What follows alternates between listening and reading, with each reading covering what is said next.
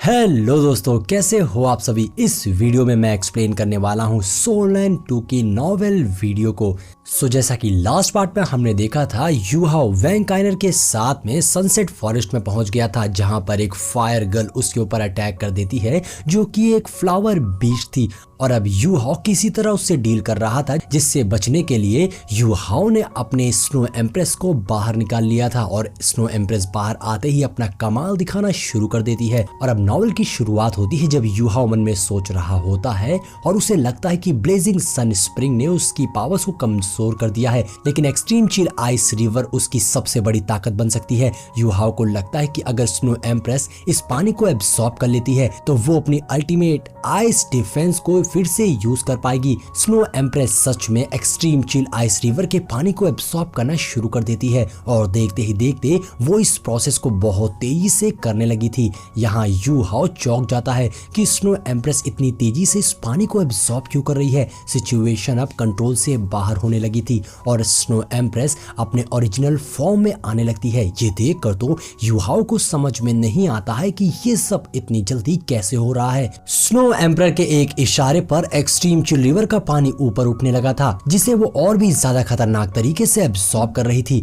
लेकिन अब यूहाओ को इस ठंडक से मुश्किल होने लगी थी और वो चिल्लाता है कि उसकी बॉडी अब और ज्यादा ठंड सह नहीं सकती है। स्नो एम्प्रेस को समझ आता है कि इस ठंडी एनर्जी से ही वो सोल एनर्जी को एब्सॉर्ब कर सकती है। उसका प्लान यूहाओ के साथ मिलकर इस प्रोसेस को कंप्लीट करना था, लेकिन यूहाओ को लगता है कि अगर ये प्रोसेस जारी रहा तो उसके लिए बचना बहुत मुश्किल हो जाएगा। जब वो गिरने लगता है, स्नो एम्प्रेस अपनी पावर से एक आइस का प्लेटफॉर्म बनाती है, जिससे वो गिरने से बच जाता है। और उसके बाद स्नो एम्प्रेस अपनी कोल्ड एनर्जी को चारों तरफ रिलीज कर देती है, जिससे आसपास का एनवायरनमेंट और भी ज्यादा ठंडा हो गया था, इतना ठंडा कि फ्लावर्स तक कांपने लगते हैं। इसी बीच जियाओ, जो कि इस सीन को देख रहा था, गुस्से में आ जाता है और स्नो एम्प्रेस से पूछता है कि वो ये सब क्या कर रही है। स्नो एम्प्रेस उसका जवाब नहीं देती, बल्कि अपनी कोल्ड एनर्जी को और भी ज्यादा बढ़ाने लगती है। जियाओ कहता है कि वो सिर्फ एक टेस्ट के लिए कर रहा था, लेकिन स्नो एम्प्रेस उन्हें इग्नोर करके हंसते हुए कहती है कि उसका पास्ट काफी पेनफुल रहा है। उसने हेवन के पनिशमेंट को कई बार झेला है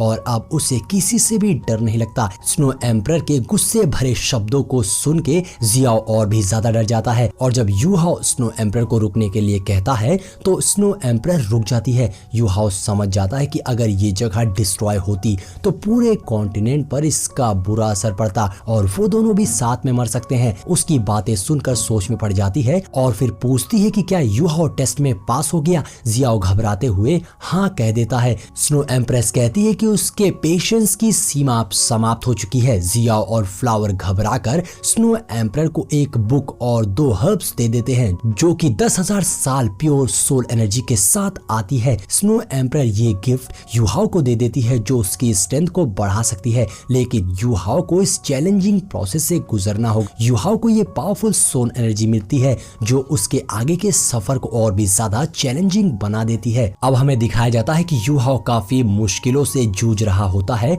और उसके अंदर पूरे सोल एनर्जी भरी हुई थी, लेकिन ये एनर्जी अभी उसके लिए यूजफुल नहीं थी। यूहाओ को लगता है कि जैसे उसकी बॉडी गुब्बारा हो गई है, जो किसी भी वक्त फट सकती है। उसकी बॉडी में बहुत ज्यादा दर्द हो रहा था, मसल्स, बोन, ब्लड वेसल्स सब कुछ टेंशन में आ गया था। और उस वक्त यूहाओ जिस आइस प्लेटफॉर्म पे खड़ा होता है वो टूट जाता है और यूहाओ नीचे गिरने लगता है। जब यूहाओ नीचे गिर रहा था तभी स्नो एम्प्रेस वहां आ जाती है और वो यूहाओ को गिरने से बचाने के लिए उसे पकड़ लेती है और धीरे धीरे नीचे उतार लेती है। यूहाओ स्नो एम्प्रेस को अपनी जान बचाने के लिए शुक्रिया कहता है, लेकिन तभी उसका दर्द और ज्यादा बढ़ने लगा था। उसके अंदर जो सोल एनर्जी थी अब उस पर कंट्रोल नहीं कर पा रहा था और वो बड़ी मुश्किल में आ जाता है। यूहाओ के मुंह से आइस निकलने लगी थी और उसकी बॉडी से एक्सट्रीम कोल्डनेस फील होने लगा था और अब वहां पर वैंकाइनर भी आ गई थी। यूहाओ की हालत को देखकर वो उसकी मदद करने को दौड़ती है। जैसे ही वो यूहाओ को छूती है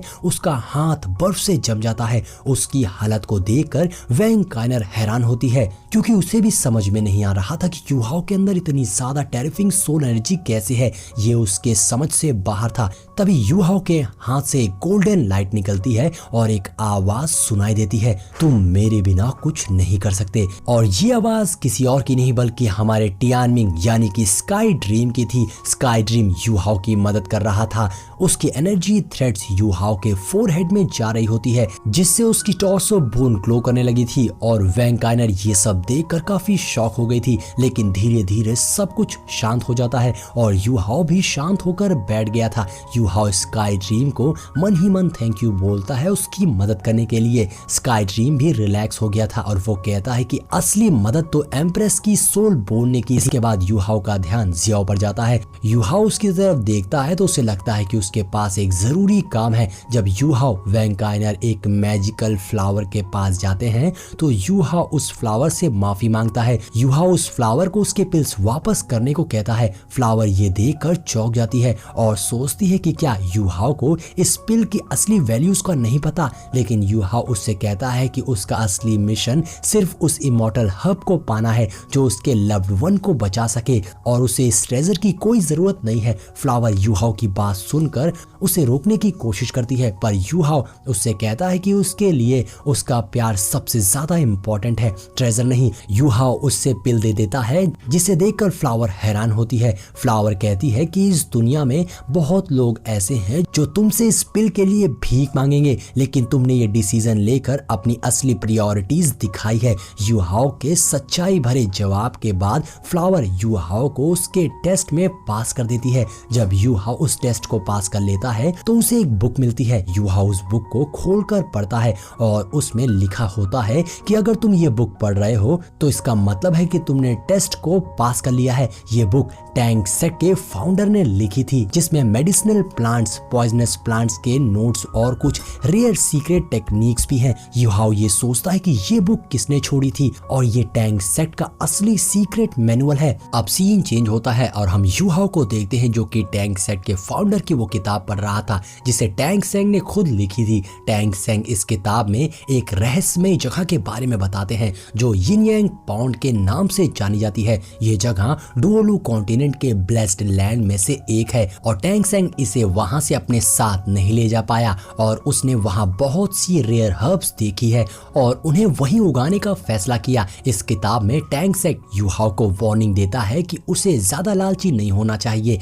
और जितना उससे मिला है उससे ज्यादा का लालच करना भी नहीं चाहिए। वो युहाओ को सिर्फ 7 हर्ब्स ले जाने की सलाह देते हैं। इन पॉइजनस हर्ब प्लांट्स की पावर से कोई भी किसी की मदद भी कर सकता है और उन्हें नुकसान भी पहुंचा सकता है। टैंग सेंग कहते हैं कि इस किताब को सिर्फ वही पढ़ सकता है जो इस टेस्ट को पास कर चुका हो और जो इसे पढ़ता है वो टैंक सेट का मेंबर माना जाता है और अगर कोई टैंक सेट को ऑफिशियली ज्वाइन कर लेता है तो वो इस किताब को रख सकता है वरना उसे इसे वापस करना होगा। और अब कहानी में एक यंग लड़के का जिक्र होता है जो फूल और पौधों से बहुत ज्यादा प्यार करता है और वो अपना ज्यादा से ज्यादा वक्त फूलों की देखभाल में बिताता है और जब भी कोई फूल मुरझा जाता है तो वो उसे मिट्टी में दफना देता है और उसकी मौत पर रोता है। उसकी इस फीलिंग ने स्वर्ग के फ्लावर गॉडेस का दिल छू लिया और वो उसके साथ जमीन पर रहने आ गई। लेकिन बाकी देवताओं को ये मंजूर नहीं था और उन्होंने फ्लावर गॉडेस को हेवन में वापस खींच लिया। बाकी गॉड्स ने कहा कि इंसानों और गॉड्स कभी भी साथ नहीं रह सकते हैं। फ्लावर गॉडेस के चले जाने पर वो लड़का बहुत ज्यादा उदास हो गया और उसने अपने फूलों के खेत को नजरअंदाज करना शुरू कर दिया। एक दिन एक सफेद बालों वाला बुढ़ा आदमी उससे कहता है कि उसके खेत में एक व्हाइट फ्लावर है जो उसकी पत्नी के रेनकार्नेटेड बॉडी का प्रतीक है। अगर वो इस फ्लावर को नष्ट कर देता है तो उसकी पत्नी मॉर्टल वर्ल्ड में आ सकती है। लेकिन वो अपने लालच को कंट्रोल नहीं कर पा रहा था और अपनी पत्नी से दोबारा मिलने की इच्छा के बावजूद उस फ्लावर की देखभाल करता रहता है और उसकी मौत के बाद उसका खून उस फ्लावर पर गिरता है जो इसके बाद हर्ट इयरिंग फ्लावर के नाम से जाना जाता है। युहाओ इस कहानी को पढ़कर हैरान रह जाता है कि किताब में ये भी बताया गया है कि हर्ट इयरिंग फ्लावर थोड़ा सा अजीब है क्योंकि इसे तोड़ते वक्त आपको उस इंसान के बारे में सोचना होगा जिसे आप सबसे ज्यादा प्यार करते हैं और उसकी पंखुड़ियों पर थोड़ा सा खून गिराना होगा। अगर आपका ध्यान किसी किसी और चीज पर चला गया तो आप वहीं पर मर जाओगे। अगर आप इसे सही तरीके से तोड़ लेते हैं तो ये कभी मुरझाएगा नहीं। ये फ्लावर किसी भी बीमारी को ठीक कर सकता है, लाइफ स्पैन को बढ़ा सकता है और मेंटल स्ट्रेंथ को भी मजबूत कर सकता है। टैंग सेंग की इस कहानी को सुनकर यू हाओ मन में सोचता है कि ये कहानी उसकी और डोंगर की सिचुएशन से मिलती जुलती है। वो सोचता है अगर वो सिचुएशन में होता तो क्या वो भी अपने आप को किसी और के लिए सोल रिंग बनाने के लिए सेक्रीफाइस कर पाता। उसका डर ये है कि अगर कभी उसे डोंगर के लिए ये करना पड़े तो वो खुशी खुशी अपना बलिदान दे देगा ताकि वो हमेशा उसका ख्याल रख सके। यू हाओ को ये भी याद आता है कि उसने टैंग सेक्ट के एल्डर टैंग और उनकी पत्नी की कहानी सुनी है जो अपने प्यार के लिए किसी भी हद तक जाने के लिए तैयार थे। इस कहानी ने उसे इंस्पायर किया और उसके दिल में अपनी फीलिंग्स को लेकर क्लैरिटी आई। साथ ही उसे इस बात का डर लगने लगा था कि कहीं वो अपने दिल की सच्ची फीलिंग्स को बदल ना दे और डोंगर को धोखा ना दे। यू हाओ का ये पूरा सफर